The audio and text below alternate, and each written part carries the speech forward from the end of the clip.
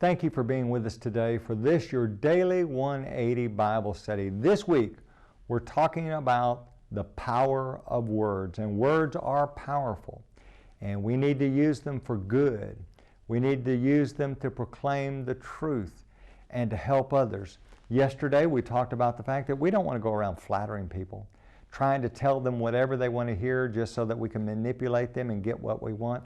We need to tell people the truth. Now, that doesn't mean that we can't encourage people. We do need to encourage people, and we need to help them see the potential that lies within them and the great opportunities that are before them if they'll be obedient to the Word of God.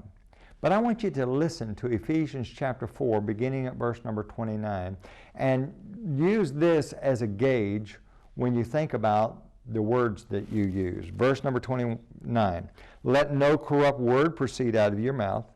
Now get that.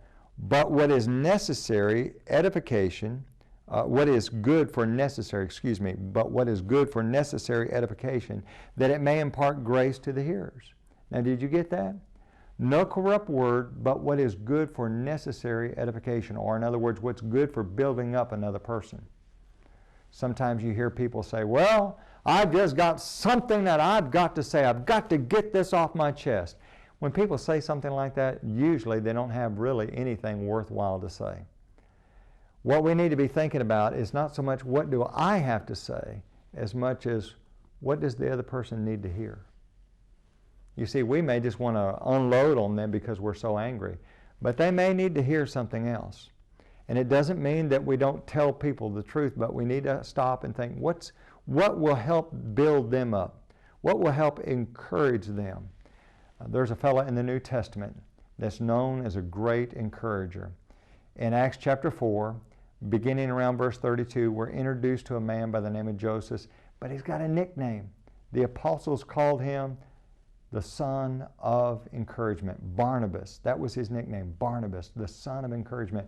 Wouldn't that be wonderful to be surrounded by a group of people like Barnabas that just went around encouraging you and telling you, yes, you can. If you'll be faithful to God, you can do this. In Proverbs chapter 16 and verse number 24, we're told, pleasant words are sweet to the soul and healing to the bones. We need to be encouragers. We need to be like Barnabas. We need to be telling people what's beneficial to build them up.